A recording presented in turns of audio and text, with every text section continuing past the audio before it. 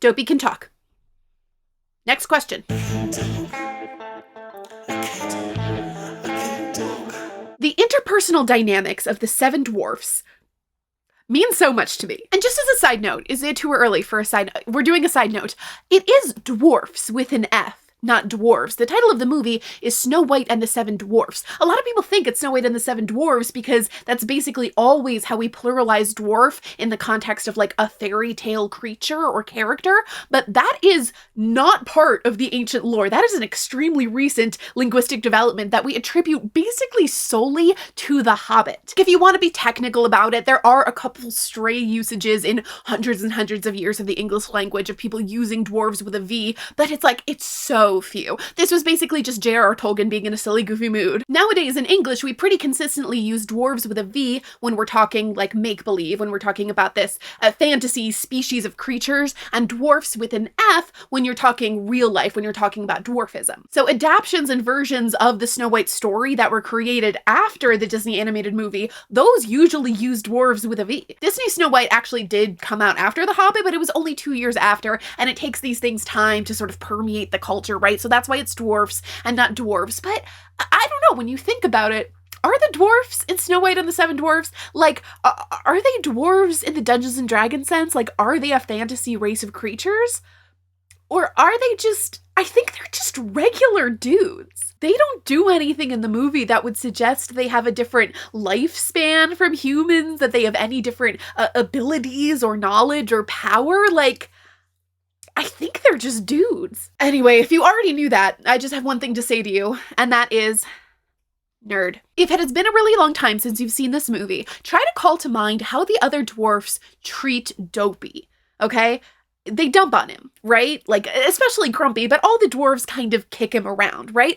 This is true, and they are also strikingly accepting of him in a way that I did not recall. Specifically when it comes to the fact that Dopey does not speak. This is how that fact is explained to us and to Snow White. The dwarves are all introducing themselves, and Happy is like, I'm Happy, classic Happy thing to say. And he says, this is Dopey, he don't talk none. And Snow White says, you mean he can't talk? He don't know. He never tried.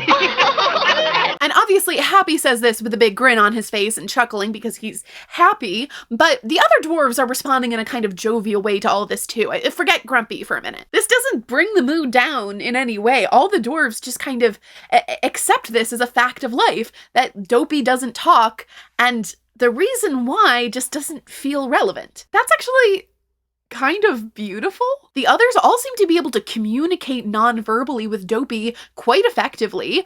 He's been accommodated in his workplace with a job that suits him really well. The idea that Dopey would need to change, that he needs to try to learn to speak, really the idea of any of their little idiosyncrasies needing to change feels very foreign to the group. I think that rules. Like, unironically, way to go, Seven Dwarves. That's a pretty good attitude to have in real life. It really seems that the other dwarfs do not know why Dopey doesn't talk. Like, maybe he's unable to for a psychological or physiological or intellectual reason, or maybe he can speak and is choosing not to, or maybe he potentially could speak but doesn't know how. Since Dopey hasn't expressed any desire or need to try to speak, I think they just go, well, that's not my business. That's my friend Dopey. He doesn't talk. Like, if Dopey were my real life friend, that would probably be a pretty good attitude to have. But Dopey is not my friend. And you can quote me on that. Dopey is not my friend. He is a fictional character that has me absolutely bewitched and enchanted, and I want to know everything about him. And some of you seem to think that Dopey can't talk, that he is unable to speak for some reason, and never has, never does. And I think you're wrong. And I think we should consult the sacred texts. Snow White and the Seven Dwarfs, 1937, does not answer this question. So we must journey further into the expanded universe of Dopey. Usually this would be the part where I'd have to specify that I'm only talking about Disney versions of the character and not any other adaptation, but Dopey is actually a Disney original. Next time you're having a bad day, go on the Wikipedia page about the Seven Dwarfs. I will link it for you. There is a table that has different versions of Snow White and what names they give to the dwarfs in each tale.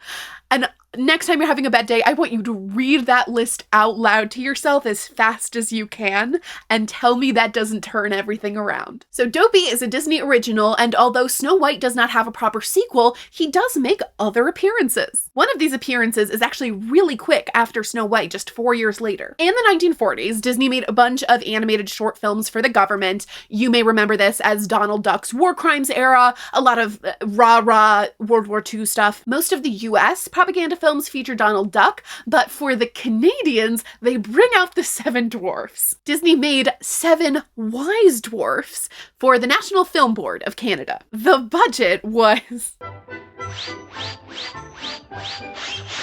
Listen, it was wartime. Please note the implication in this film that the 7 dwarves live in Ontario, Canada. They're in their mine, they leave the mine and walk straight to the post office, passing this is Parliament Hall in Ottawa. Presumably the entirety of Snow White takes place in the forests of Canada, and I think that explains a lot. Dopey gets a lot of play in 7 Wise Dwarfs, which I guess is a little bit ironic. But he does his usual bumbling around in confusion, messing things up, getting in trouble. But ultimately, he makes the same smart and patriotic decision as the rest of the dwarves to turn their mind gems into something so much better than cash. War savings certificates. And then Dopey and the rest of the dwarfs vanish for the remainder of the film, which does a real tone shift. So that's Dopey's first appearance on screen since his big debut, and pretty consistent. He's not talking. Now, around the same time, Disney also created a slate of educational films aimed specifically at a Latin American audience. They were also released in English and ran in the United States, but this was part of Disney's collaboration with the Coordinator of Inter-American Affairs. That was the partnership that funded Saludos Amigos and the Three Caballeros. Those were the fun ones, and then they also made really boring stuff, industrial education instruction videos, stuff like that. And they made a series on health topics, which could have been really boring and were instead bananas. Let me tell you about the Winged Scourge. The Winged Scourge? Probably at the time they were saying the Winged Scourge, but you know full well I'm gonna say the Winged Scourge. The Winged Scourge are the lady mosquitoes that carry malaria. The film seems weirdly fixated on the fact that these are female mosquitoes. Like, they don't call the mosquito it, they call it her. Like all thieves and killers, she works best under cover of darkness. She brings malaria, and malaria brings lost productivity.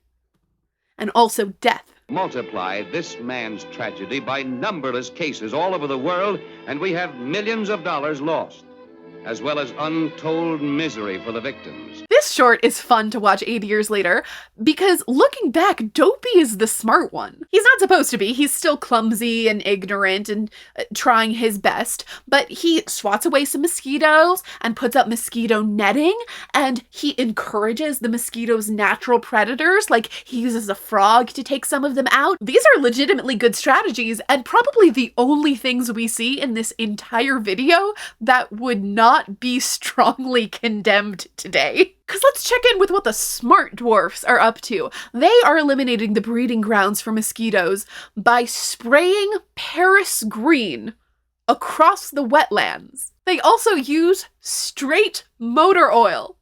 Just pour that right on top of the pond. Or better yet, if you can, just drain the wetlands.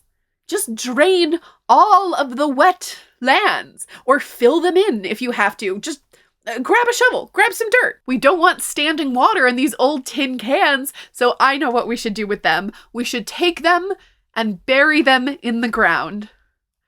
Good job, team. But sure, Dopey's the stupid one. That's the last time our standard issue classic Dopey appearing in his original animated form. That's the last time he really has a lot to do. Dopey will usually pop up when Disney does a big cross-property team up like House of Mouse or the Once Upon a Studio cartoon. He and the other dwarfs did appear in one of the recent Mickey Mouse cartoons.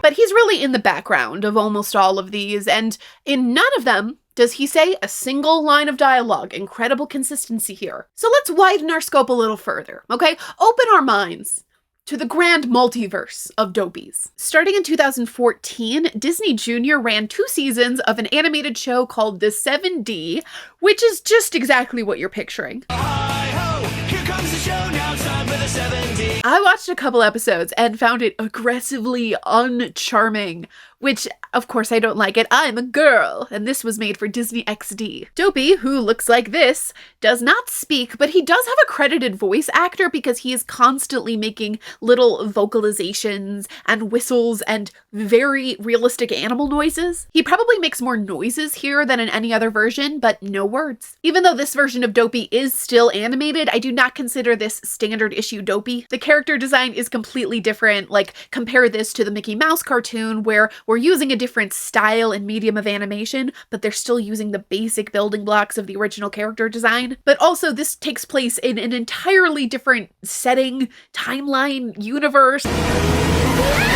Honestly, I am not sure what's going on here, but it does not have anything to do with a lady called Snow White. We get another AU Dopey in Once Upon a Time, the ABC TV show where a bunch of Disney characters and other fairy tale friends get trapped in the real world. The show refers to the dwarfs as dwarfs with an F, but they are definitely fairy tale supernatural creatures in this version. They have pointed ears and some affinity with magic, and they are born fully formed adults, fully dressed, hatched from eggs. We also see the dwarves as regular guys in the post-curse world. There was a curse. There was a big dark curse. I can't possibly be expected to explain this show to you. This is what a cursed man looks like. The characters in this show usually get a second name for the alternate identity they have in the real world, but Dopey does not. He's Dopey the whole time, and he really doesn't do much. This Dopey does not speak ever, but it is a little bit hard to tell whether the character in the story does not speak or whether the character in the show just is such a minor background character that he doesn't ever have any dialogue. I haven't seen the show in a long time, and I wanted to be sure Dopey never speaks, so I consulted the, as far as I'm aware, foremost expert on Once Upon a Time lore in the world, and Haley Whipjack was kind enough to let me know that no, Dopey does not ever speak. If you do need somebody to explain the entirety of Once Upon a Time to you, go talk to Haley. Anyway, there is one scene that does, I think, basically confirm that Dopey as a character in this world does not speak. This is in season 5. We have this little exchange. Not it. Dopey. I'll take your silence as bravery. Good for you. If you are not familiar with the show, I would love for you to guess what happens next. I will give you 1,000 guesses.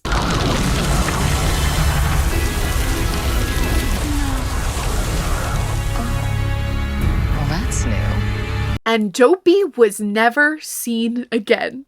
I'm so serious. That's the last we see of Dopey in Once Upon a Time. The actor left the show, and this is how they wrote him out. Much later, I think next season, it is established that he was rescued and untreed somehow off screen, and that he then inexplicably moved to Boston to pursue a master's degree. He's doing a lot of things, but not talking. This doesn't really count as an appearance, but it is an instance of Dopey. It is a version, an alternate universe version of Dopey. In the Descendants movies, we hear about Dopey. We don't see him, but he's mentioned, and it is mentioned that he doesn't speak. You know who does speak? His son, Doug. His son, Doug? Full disclosure, I have never seen the Descendants movies. I've never felt mentally and emotionally prepared to take that plunge, but I do know about them. I'm basically familiar with them. I thought I understood what their deal was. I thought I had a handle on that. And then I read the fan wiki article for Doug. For Doug, son of Dopey.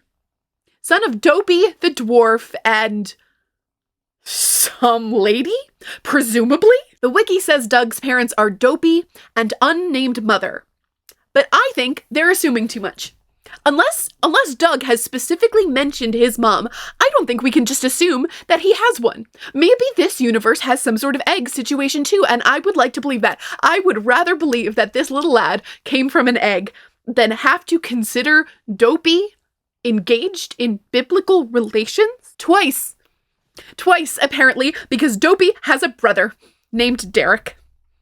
named Derek. There's no picture of Derek because he's just from the novels. Anyway, I guess I have to see these movies now because I am obsessed with Doug, son of Dopey. So, we have all these other Disney properties, everything under the Disney umbrella, where some version of Dopey appears. I'm sorry, one more thing about Doug. He's drum major.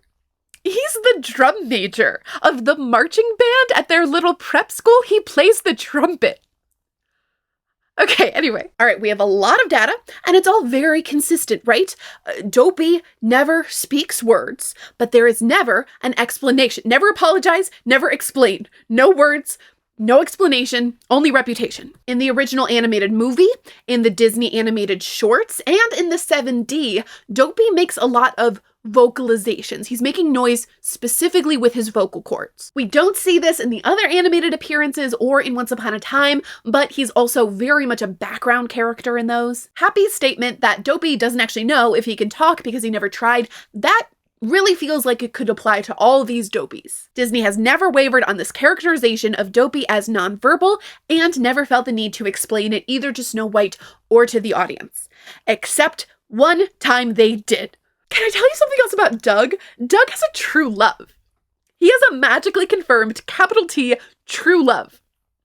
Good for Doug. Seeking to learn more about Doug, I examined the official Spotify playlist, curated specifically for him, and there's some real wife guy energy, which I love to see. A lot of yearning, which I might say, you seem a little young for that, Doug, but it's okay. It's true love.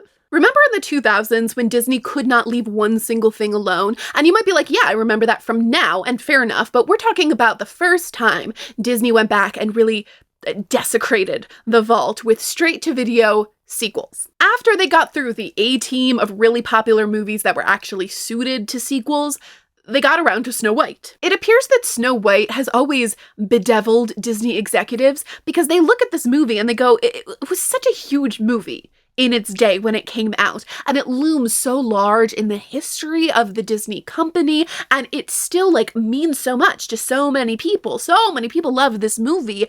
Why are we not making more money off this thing? We must be able to squeeze another gajillion dollars out of this property. But the movie is such a bad candidate for any kind of spin-off. It's also a pretty bad candidate for a live-action remake.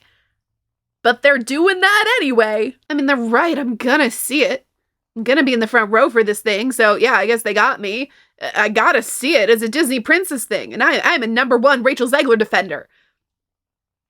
But I'm real scared. It's gonna be real bad. You know what also sounds really bad? Dopey the dwarf, leading man.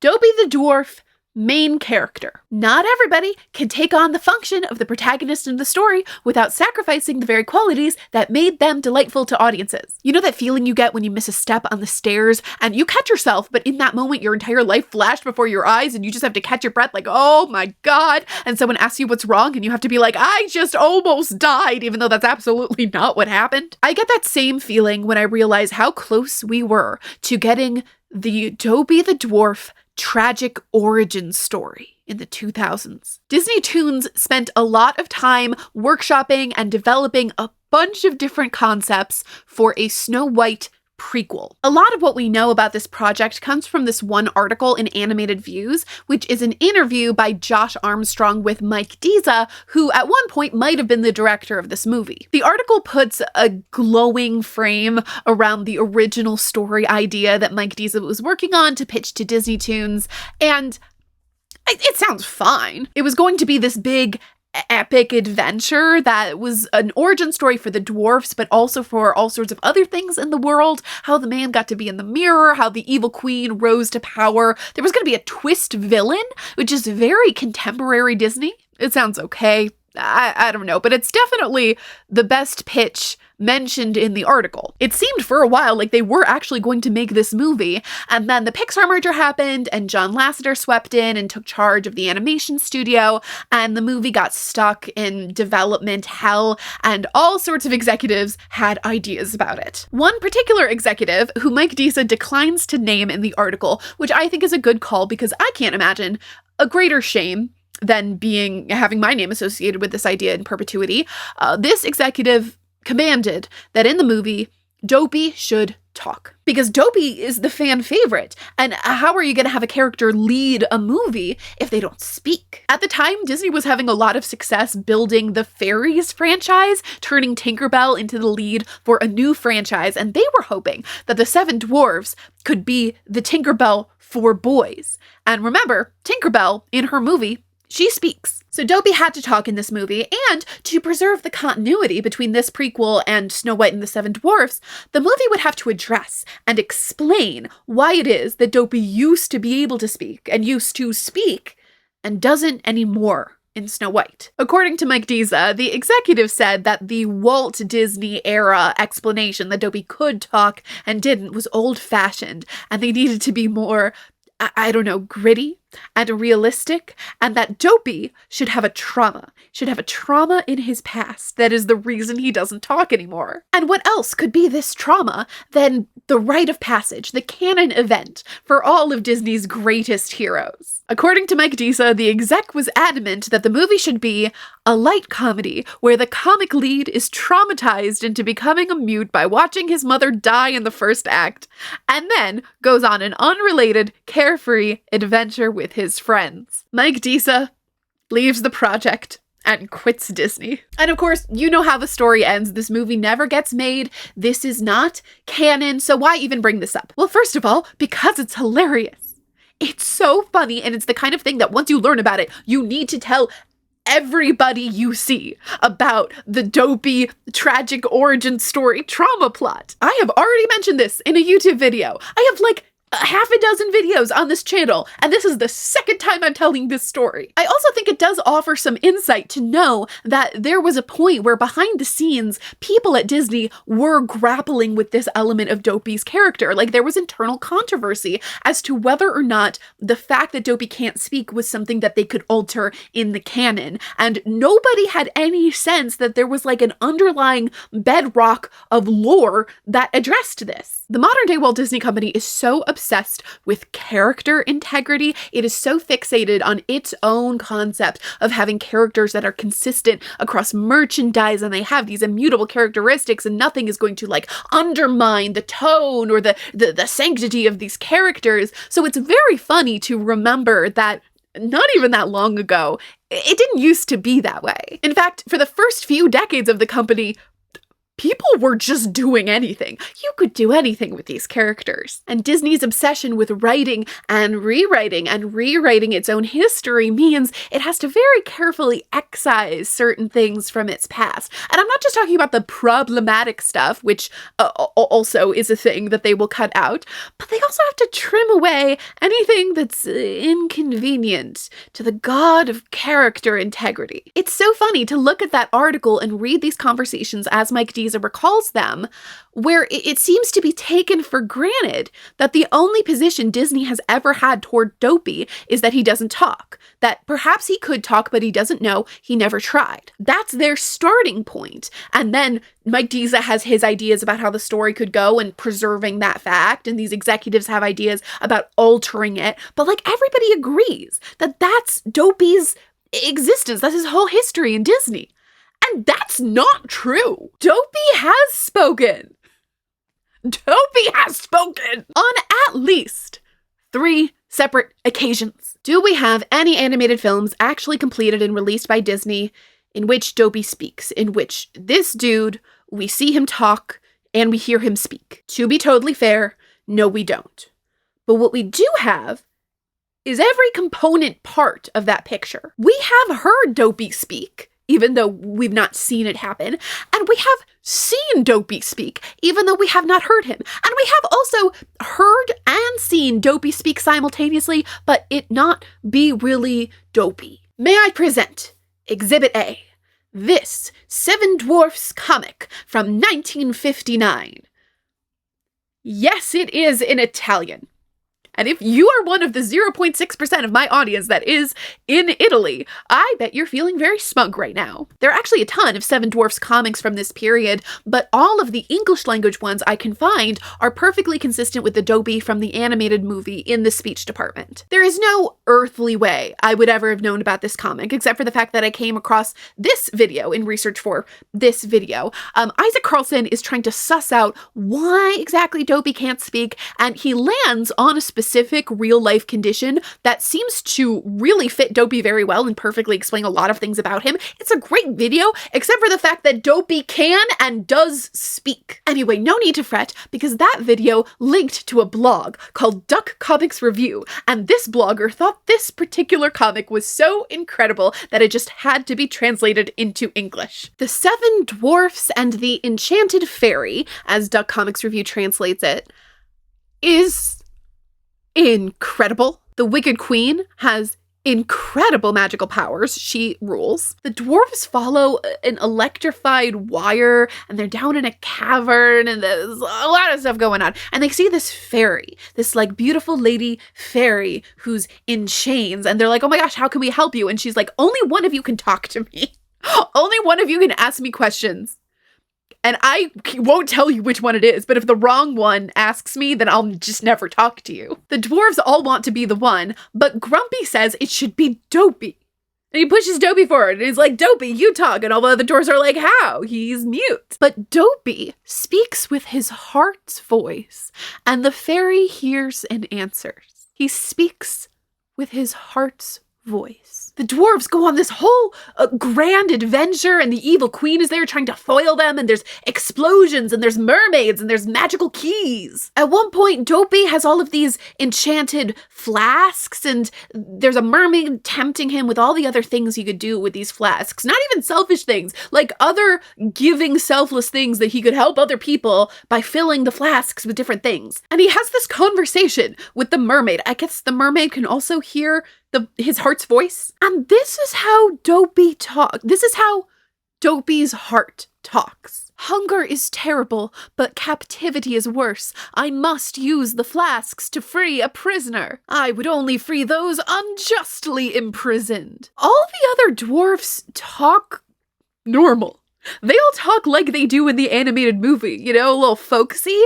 Why does Dopey's heart speak like Charlton Heston? I do want to leave room for the possibility that this was a choice by the translator, and that if you read it in the original Italian, it sounds much more like you would expect Dopey to talk. But what a weird choice to make if that's the case. Dopey stays true to his convictions and saves all the other dwarves. All the other dwarfs got turned to stone, and then he sacrifices himself, very dramatically sacrifices his life to free the fairy, who I should note has been naked the whole time. The evil queen is defeated for now. Snow White wakes up. Snow White was in like a minor enchanted sleep. All the other dwarfs are okay, but they're all so sad. They're all crying because it seems like Dopey is dead. And Doc says, "Good night, sweet prince." And then Snow White is so sad about it that he just comes back. I know it looks like maybe something supernatural is going on because she's crying into the basin, and there was this thing about like the magic water and the dwarfs crying into it. But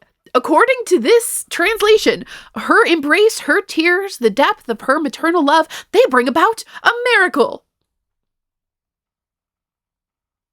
The day is saved, everyone's reunited, and before she goes back to her grotto, the mermaid, not the fairy, the mermaid says she shall grant Dopey a single wish. Dopey's one true greatest wish is to be able just once to speak.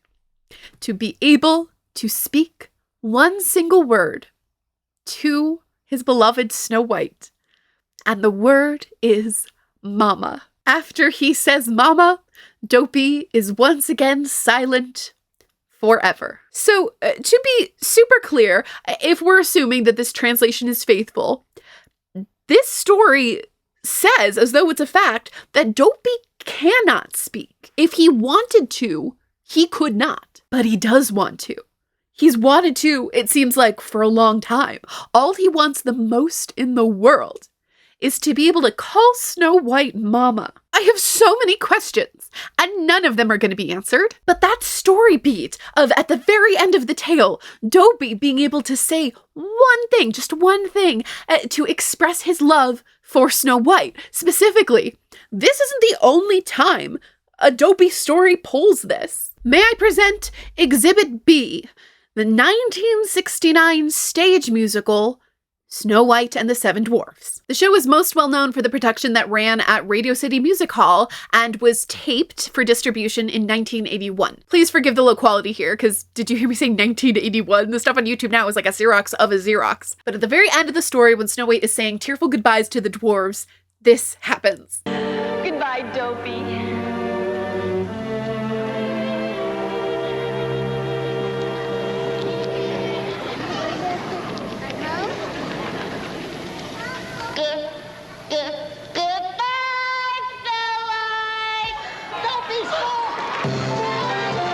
So that's like kind of the same thing, because we see now that Dopey couldn't talk, but he really wants to, specifically to give his affection to Snow White. And at the end of the story, he's finally able to, and it's this big moment of triumph. Like, the audience applauds. But in the comic, Dopey's first and only word seems to burst out from him sort of fully formed, because this is an act of magic. And here, it really appears that Dopey is, for the first time, learning to talk. He takes the moment to really sound out the syllables. This is his first time talking, and it's through effort, and presumably he will be able to continue talking. I also want to point out that Dopey is very much characterized as a child in this version. There is a childlike nature to his movements that's present in a lot of versions, so that wouldn't necessarily tip you off, but the way he speaks, the high pitch of his voice, the way he's sounding out those syllables, I 100% read this character as an actual literal child. Now, in that clip, I did not have to point out to you which one was going to be Dopey. You recognized him instantly, right? Because that's the same Dopey. It's the same character design, but this same character design has been translated into a completely different medium. And is that still then the same version of Dopey? Do I still consider this standard issue animated movie Dopey? This Dopey is certainly less like the original animated Dopey than the Dopey of The Winged Scourge, for instance, but more like the original version, I might argue, than the Dopey in the comics, because that's a more different medium. In the comic, we see Dopey speak. We don't actually hear Dopey speak. We get a visual and auditory experience in this version. But the cartoon is a drawing, which is way closer to animation than a live stage musical is. We have this guy talking that may or may not be standard issue Dopey. We have what seems to be standard issue Dopey talking, but we see it and we don't hear it. And we also have something we can hear and not see. May I please present Exhibit C, Snow White and Dopey from 1952, an RCA Victor record. A Little Nipper production on a yellow vinyl 45. And this is the one that I never see people talking about. Nobody ever wants to talk with me about the 1952 RCA Victor record Snow White and Dopey. So this is another adventure of Snow White and the Seven Dwarfs, and it's narrated by Dennis Day, who was a notable person in his day. There are other voice actors on the record, but they are not credited. And you might be thinking, wow, isn't a record, a purely audible medium, a really poor choice for a story about a character that communicates in pantomime, that is an entirely visual character? Well, it seems that unnamed executive in Mike Deese's story was not the first to make this particular recommendation, that if Dopey were going to lead a story, he would need to speak. And it seems on this occasion, the executive got their way. I'm going to tell you the story of Snow White and Dopey. I don't know very much arithmetic and such. That's why they call me Dopey. I can't tell left from right, I guess I'm just not bright. That's why they call me Dopey.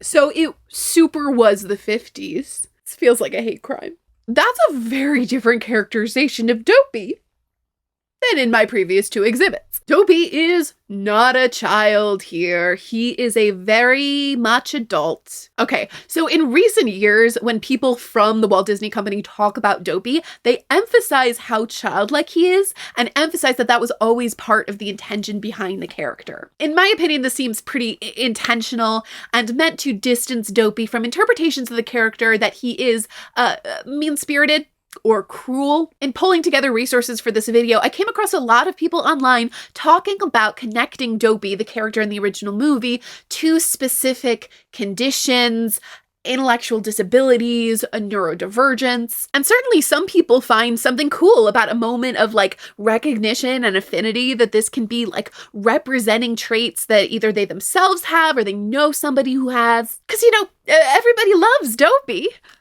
But for God's sake, his name is Dopey. He's constantly getting dumped on and kicked around, sometimes physically, by the other characters, and so much humor is coming from how clumsy and inept he is. Like, this is very classic, straight down the middle, a character that you can read as disabled being the butt of the joke, being comic relief. If Dopey is indeed supposed to be an adult character, then framing any difficulties he has as childlike innocence plays into a lot of really troubling tropes. Like, I'm not trying to do a, oh my god, Disney theory, blow your mind, rabbit does coke thing, and I'm also not trying to be like, oh my gosh, cancel 1939 Snow White for problematics. But I'm just pointing out that, like, the closer you pull Dopey towards the real world, either real actual people or our real world's representations and assumptions about people with disabilities or delays, the more troubling it becomes. And this record makes me uncomfortable to listen to, because I really think the intention in this performance was to, like, be a clown, right? To be like goofy and over the top. It's for children, you know, really communicating this little dude is so stupid and doesn't know anything, and you, the kid, are smarter than him, so you get to shout at your record player what to do. Thursday, Friday, Saturday, and Sunday. Oh, I know. Saturday, Wednesday, Monday, and then comes Christmas. Oh, Dopey. Dennis Day's performance here really brings those 2 ideas close together. Okay, in order to communicate his characterization of Dopey here, and I'm not impugning Dennis Day's intentions here, I don't know the man, but he is communicating that with the shorthand of more familiar tropes and attributes that people use, not just to represent people with intellectual disabilities, but specifically to make fun of them. Like, this is the voice that you put on to do a mocking impression. Did people listening to this record the year it came out in 1952 connect this characterization with any specific diagnoses or conditions, actual names for actual syndromes? No, but they would have connected it to the concept of people who are slow, people who are special or different. They would have just known people who are like that. And if Disney as a company does indeed want to make sure that Dopey is not interpreted as mocking actual real people, then I can understand that they would really want to distance themselves from this performance. Now, if we want to talk about this record for a minute, I do have some questions about when this story takes place, because the story begins, quote, with the prince away on a trip, Snow White paid a visit to the dwarves. So this has to be after the end of the film Snow White. Snow White and the prince are married and doing their happily ever after thing, which includes, I assume, frequent and lengthy business trips by the prince, leaving Snow White in the castle to sew and bake and hang out with her woodland critters. Don't hurry back, dear. Meanwhile, the wicked queen was still plotting revenge against Snow White for being the fairest in the land. She stood before the magic mirror. So the evil queen is still alive and plotting revenge, but in the movie she dies before the prince wakes up. These two realities have no overlap in the timeline, and this actually is what happens in the comic, and that Seven Dwarfs Italian comic. But ultimately, none of that matters. No questions of continuity stand when we're talking about post-Snow White, because Snow White dies at the end of the movie. That is not a literal castle. That is not a place you can go. That is heaven. She is going to heaven, she's dead, and the Walt Disney Company's historic refusal to respect this, much less acknowledge it, makes them cowards. Makes them all cowards. I would say that this record takes place, and the comic takes place, and actually some of the animated shorts too, take place in a sort of nebulous realm that I, as a shorthand, call Disneyland. This is obviously way before Disneyland, the theme park, but I mean Disneyland as an idea, as a state of mind. I talk a lot about the Disney princesses and what they're wearing and what they look like, and you know how they're all simultaneously at multiple parts of their story at once. They've reached their happily ever after. They're married to the prince. They're victorious, happy, and glorious, but they're also wearing the outfit for the middle of the movie, or they're somehow in a state that they aren't at the end of the movie. They live in Disneyland. They are this distilled version of the character that is not the narrative version of the character at any point in the story. She's none of it and all of it at once. This is the state the characters are in when they're walking around the Disney parks. This is how a lot of the merchandising is done. Some of the TV series for these characters, I would argue, are in this state of Disneyland. So in the state of Disneyland, it is perfectly plausible for Snow White to be living in the castle with her prince still alive after being actually literally revived, and then go for tea with the 7 dwarves, and then, oh no, we have a mishap because the evil queen is still out to get her. So if we have Dopey, the Disney character of integrity, the character integrity character, Dopey, the Dopey, the bedrock core of Dopey, the Schrodinger's Dopey, who is at beginning and end. He is alpha and omega all at once. Is this, to you, the real Dopey? Or is the narrative Dopey, the Dopey of a story, the character in the 1939 Snow White and the 7 Dwarfs, is that the real Dopey to you? That's not a rhetorical question. I will be expecting your responses in the comments. 1 paragraph, if you please. 5 sentences. If we are asking, does Dopey speak? Or can Dopey talk? Then, if you believe story Dopey is real Dopey, then first of all, your answer to that question is, he doesn't speak. We don't know if he can or can't because he never tried. But you then have a difficult puzzle in front of you of sussing out these other Dopey stories and where they stand in relationship to the first. Are they part of the same shared universe and same story? Are these AAUs? Are these alternate timelines? What is the relative canonical authority of different mediums? You frankly have to address the same questions if you answered the opposite way. If you said that the Disneyland Dopey is the real Dopey, but you have a different answer to our main question, I think you would absolutely be forced to say, yes, Dopey can and has spoken. He also can't speak. He also doesn't know if he can speak or not. He never tried. He is all of this at once. He contains multitudes, and boy, I love him. If loving Dopey is wrong, then call me unnamed mother of Doug, because I don't want to be right.